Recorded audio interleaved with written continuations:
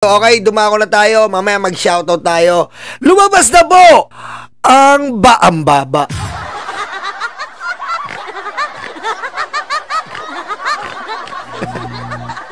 Lumabas na po ang tunay na kapatid ni Amy Duterte. Stupid. Boom! Kitang-kita nyo po sa hilatsa pa lang ng muka. Kitang-kita nyo ang kawangis at katulad. What the fuck? Ha? Yan pong nasa kanan ay si Norman Mangusin o kilala bilang scammer Francis Leo Marcos na may, ayan po yung tinato ni Jake. Ayan mismo yung mukhang ganyan. Tinato ni Jake sa likod. Jake Magnus!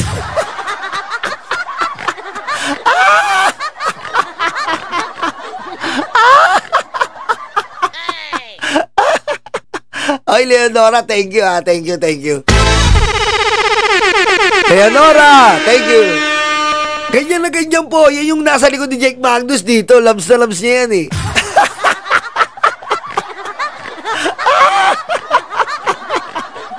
I love you, Jake Magnus.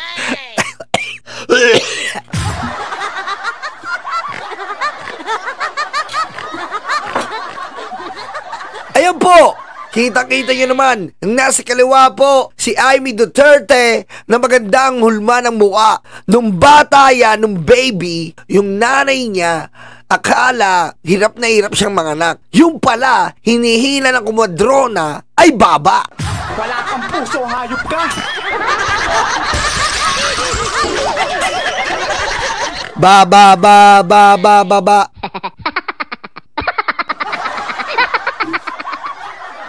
Diba?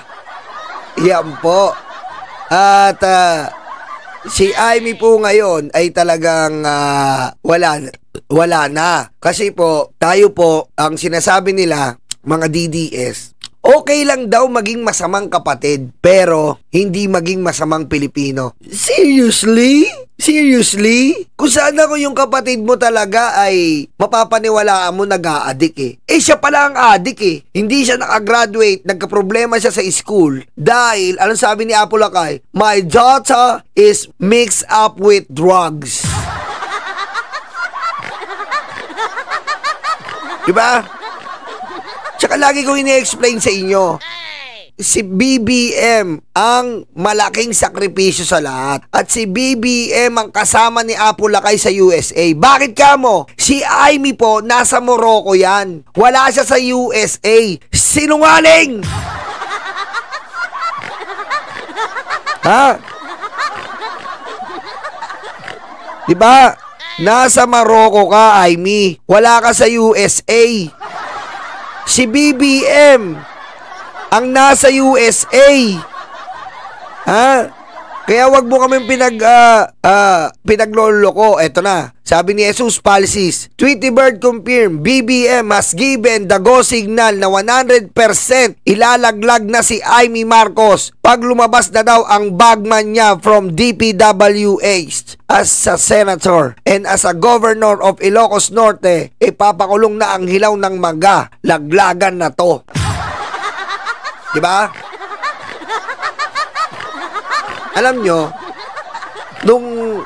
kung nakakasama kayo ng alyansa, si Amy po, hindi po pinapansin ni BBM yan. Hindi po pinapansin. Kumbaga kahiyaan na lang kasi pag hindi mo sinama sa ticket ng alyansa. Hindi pinapansin ni BBM yan, hindi sila nag-uusap. Mas lamang pa nag-uusap si Tito Sen, si Lacson, si BBM. Si Amy wala yan, parang tanga yan. Kung ano-ano ginagawa, nakagano, nakatulala. Parang may krung-krung. Hindi sila close. Malaki ang galit ni Amy Baba kay Madam Lisa Marcos. Hindi sila close. Kasi nga si Amy, laking Morocco yan. Doon siya nagpakalulong ng droga. Ngayon, ha? Ngayon, may nagbigay nga sa akin ng info, kababata ni Aimee sa Ilocos. Meron pala, hindi, sa susunod, research ko pa para makita nyo eh. May tao to na tinatago niya na involved sila ni Aimee na sa droga. Yan ha. Abangan nyo yun, research ko pa po. Lalabas lahat yan, Aimee. Lalabas yan. Kung sino talaga ang addict, kung sino talaga ang bangag, kung sino talaga ang talagang lulong sa droga. Tingnan mo naman, si BBM isang kidney, pag dodrogay mo, di pinatay niya yung sarili niya. Ganun lang talaga magmahal si BBM sa pamilya. Ano sinasabi mo 2022 na dahil sa'yo, feeling mo, dahil sa'yo tumakbo si BBM ng Pangulo, dahil Vice President si Pangulo natalo, lalong nalulong? Ha? Tanga ka ba? Kaya lang ha. May mapakita akong video sa inyo. Etong video na to ay matindi po ito. At sana nakita ko. Saan ko ba nakita yun? Ito. Etong video na to, matindi po to. Tingnan nyo kung gaano kasi sinungaling si Aimee. Teka lang, hindi nyo na pala nakikita. Baka makita nyo kasi yung mga porn ko eh. Bawal sa YouTube yung mga porn. Baka yung mga sexy girls.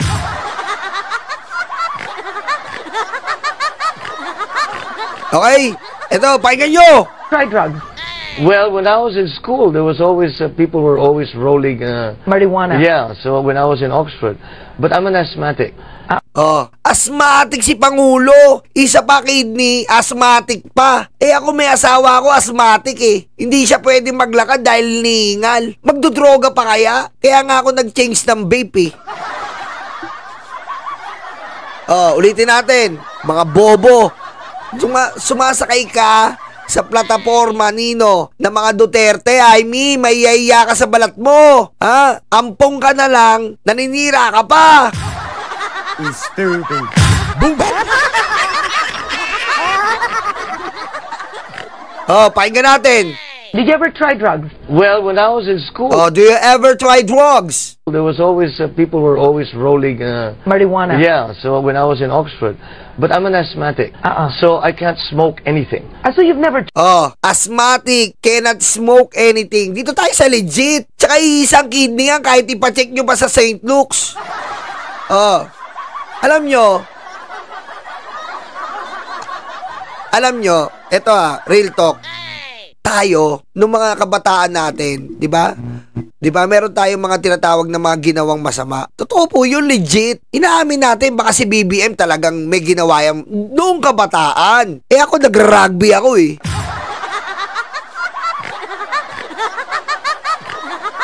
Di ba? Ako, nag-rugby ako nun eh. Nag-rugby ako. Itong kabataan ko. Nag-rugby talaga ako. Talagang hawak ko yung Mercury. Talagang ginaganon ko yung Mars, Hawak-hawakan ko pa yung Mars, Titirahin ko si Goku eh. Nag-rugby ako nun. Pero nung kabataan ko. Pero ngayon, putik may pamilya ka, mag-rugby ka, makikita ng anak mo, kabubuhan yun. May anak ka, makikita, nagmamariwana ka, kitang-kita, pati daw asawa mo. Lalaki bang ganyan sila Sandro, yung mga kapatid niya na, tignan nyo, yung anak niya, si Vince, nakalimutan ko to, Insan. Diba? Diba, lalaki bang ganyan yan? Lalaki bang ganyan yan na si Vinny Rod? Tama si Vinny Rod? Tama? BMB Vinny Rod? Lalaki bang ganyan yan? Tama, ang taba? Si Vinny Rod ng BMB, ang taba, diba? Tingnan mo, lumba-lumba.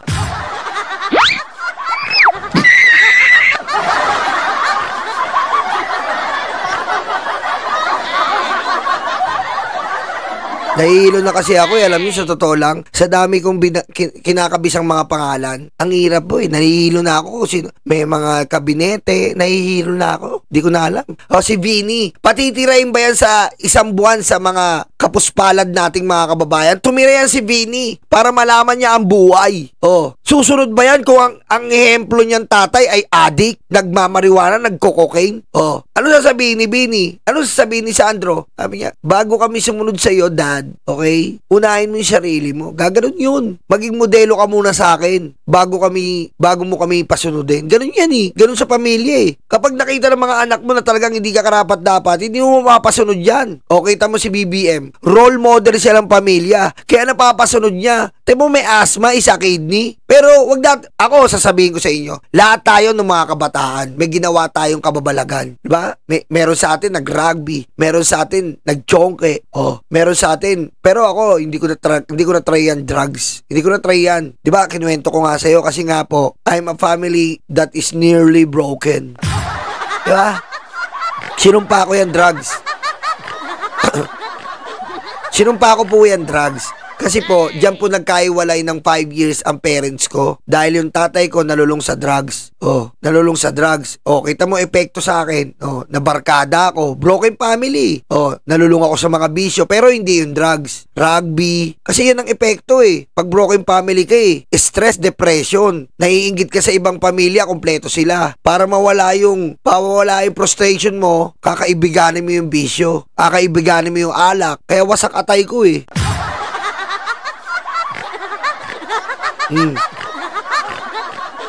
Kakaibiganin mo yung rugby. Ayun yun eh. Oh, kakaibiganin mo yung chongke. Oh, yan yung ano nun. Pero yung kay BBM, di ba? Oh, di ba? Kay BBM, magiging role model siya. Pero mo sabi, buong pamilya nila nanga-addict. Putang ina mo, Jaime. Patayin mo si BBM. No joke.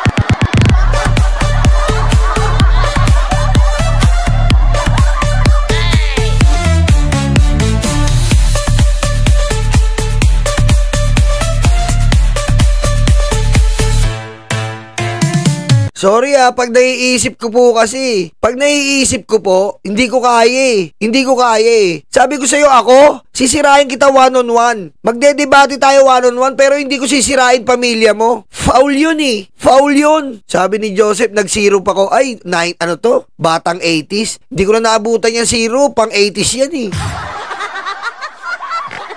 Foul yun. Diba? Magsiraan tayo ngayon.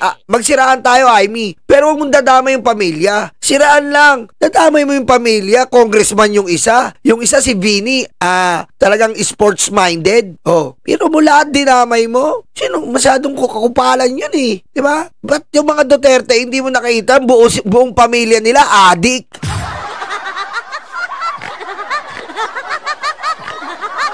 Diba?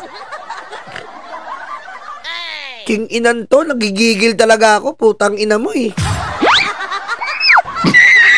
Patayin mo si BBM. No joke.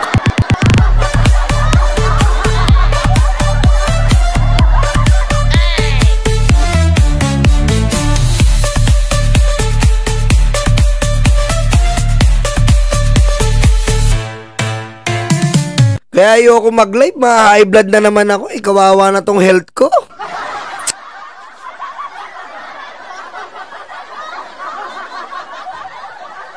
Pasensya na po kayo pasensya na po talaga kayo. Kasi grabe po ito eh. Yung mga Duterte, hindi niya nakita mga adik. Tignan mo naman yung tsura. Tapos yung pamilya niya mismo, sasabihan mo ng adik, pamangkin mo ko. Sasabihan mo ganon. Okay lang si Bongbong ang sirahan mo eh. Pero wag na yung mga bata. Doon talaga hindi ko po matanggap eh. Hindi ko matanggap yun. Pero mo sinisira mo yung kinabukasan ng mga pamangkin mo. Di ba? Politika is politika, pero maging ano ka man lang. Magkaroon ka man lang ng konting delikadesa sa mga bata. Bata yun eh. Sinisira mo na yung kinabukasan nila. Kayo, na-achieve nyo na ni Bongbong lahat eh. Nakuha nyo na yung gusto nyo. Sila ginagawa pa lang nila yung pangarap nila, sisirain mo? Anong klaseng tao naman yun? Ina-achieve pa lang nila ang pangarap nila, ikaw ang sisira? Walang ya ka pa sa walang ya eh.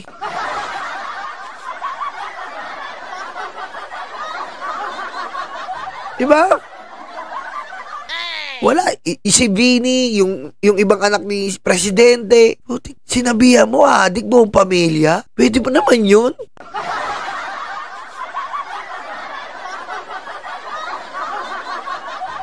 Tried I marijuana? tried it, but it gave me such an attack that I said, forget it. Oh, inamin ni BBM, na-try niya yung marijuana. Parehas tayo BBM, na-try natin yan. Eh, yung rugby, na-try mo ba, Presidente? Oh. Oh. Na-try niya yung marijuana. Oh. Pero hindi niya na inulit-ulit. An attack that I said, forget it. It's simply not for me. Oh, kita mo? Inatake siya. Kasi po, pag nag-try ka ng marijuana, iba po ang usok niya sa sigarilyo. Sobrang usok po yan. Ang importante po dyan yung usok. Kaya pag ginanong mo yan, pag may asma ka, talaga pwede ka mamatay. Pwede ka po mamatay dyan. Kasi po, yung usok niya na nagpapadroge sa isang nagpapadroge po. Inatry daw ng Pangulo, pero hindi niya kinaya kasi nga may asma siya. O ngayon, Amy, bumalik tayo sa'yo. Hindi ko talaga, na-high blood talaga ako pag naano ko si Amy. Gagalaiti talaga ako sa galit. Di ko alam bakit. Walang iya eh. Sobrang walang iya po. Ako kahit ganito ako, hindi ko aanuin ang mga kapatid ko kahit, alam mo yon, ako ang nakakatanda eh. Sisirain ko yung mga mas nakababata sa akin. Bobo yun. Stress na naman ako neto. Maraming salamat po. Hanggang dito na lang po ang ating live. Magkita-kita tayo susunod. Ha? Maraming salamat po. Hanggang dito na lang po ang ating live. Sus me. Isang mainit. Ay, nako. O to, pakinggan na natin. Bumanat na ang ating First Lady kay Baba. Baba ka ng ina mo!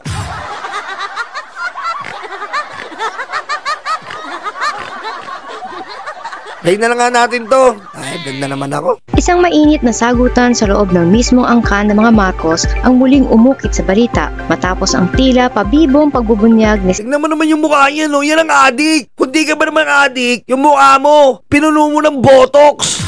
Tignan mo! Wala lang mukha yan eh. Ha? Live blood na naman ako. Teka lang play muna natin to. Inom muna tayo maintenance.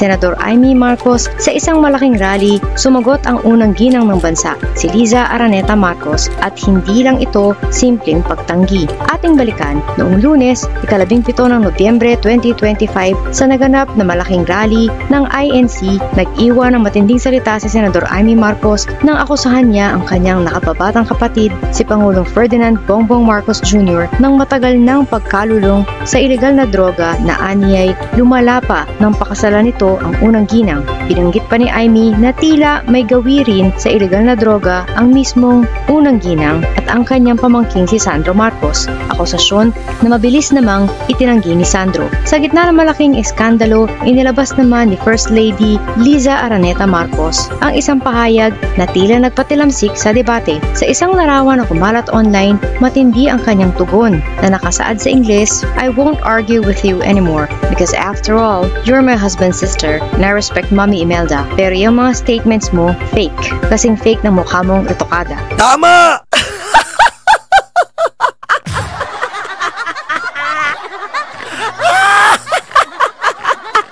Tama!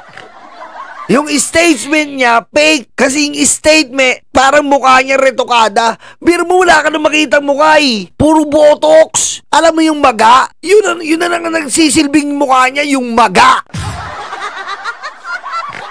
Oh. Retokada? Retokada pa pala siya ng lagay na yun? Idinagdag pa niya ang mas pinalawak na Hindi fake ito. Eto na. Eto nga po yung concept. Nag-post si Ma'am Lisa Marcos. Pakinggan nyo Tignan nyo. Eto na ang post ni Ma'am Lisa. Sinare niya. Sinare niya. Tignan nyo. pahayag na tila nagbibiro. And speaking of fake news, welcome to entertainment. Ayan sabi ni Ma'am Lisa. And speaking of fake news, parang sinabi niyang, speaking of fake news dun sa larawan, welcome to entertainment Pinoy style. Kumbaga, ginatungan ni First Lady na magang-maga yung mukha mo. Sa pool. Ganyan bumanat yung matatalino. Ganyan bumanat yung mga tatalino, hindi plastadong kagaya mo. Kita mo, anong sabi ni Ma'am Liza? And speaking of fake news, welcome to entertainment, Pinoy style. Oh, pinaglaruan ka, baba. Oh. Speaking of fake news, welcome to entertainment, Pinoy style. Para sa mga Pilipino na nanonood, ang pahayag ay isang tila malakas na blow na patama sa kanyang hipag at isang matapang na pagpapahiwatig na ang issue ay tila sarswela lamang sa politika. Oh, kita mo? Parang sinabi ni Ma'am Lisa, yan ay sarswela sa politika para ma-entertain ng tao, para mapeke isipan ng tao, tila pagmamind condition. Yung mga DDS, walang utak, madaling i-absorb, hindi katulad ng mga taong nag-iisip na katulad natin. Pero, sino nga ba si First Lady Liza Araneta Marcos? Si Marie Louise Liza Cacho Araneta Marcos. Pakinggan mo to, Amy. Ni sa hinabol, ni sa inabot. Hindi ka uubra kay Ma'am Lisa. Tignan mo kung sino ba si Ma'am Lisa na sinisiraan mo.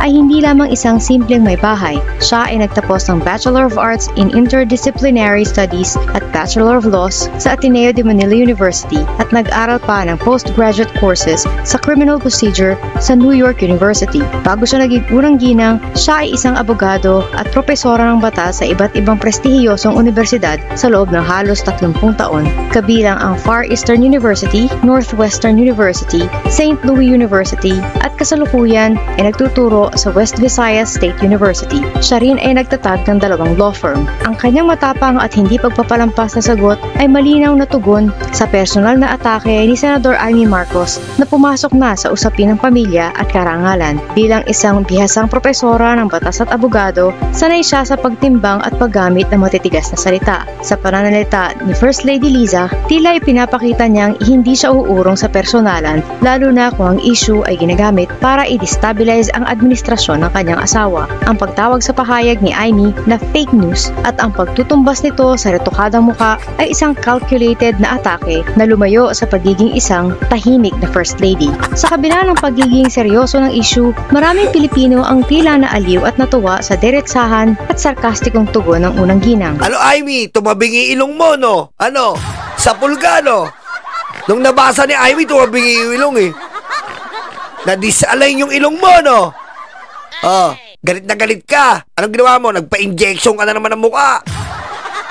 Diba ganyan ka? Oh. Si Amy po kasi, kada makakasimangot ka, nadideform yung manas. Sabi ng doktor, oh, madam, nadideform po kayo, wag po kayo magalit. Nainis ako dito kay Liza Marcos. Nainis ako. Turukan mo dito, turukan mo. Sadali lang po, madam, huwag kayong magalaw. Turukan mo. Yung ilong ko na disalign, daging to the left.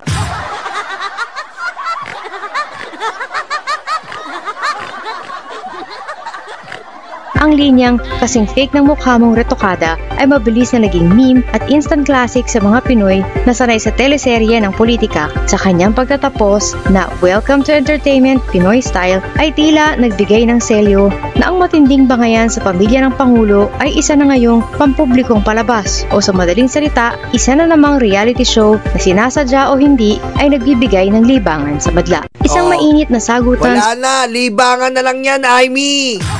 Ang dami nyo kasing babanat, alam mo yon, ha?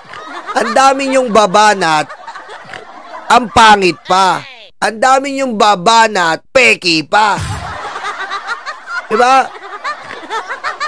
Oh. Kaya, wala nang kakwenta-kwenta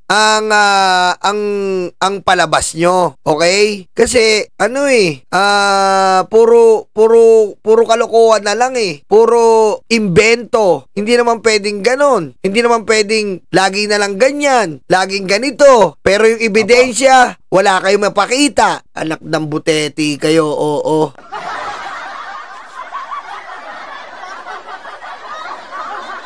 Oh.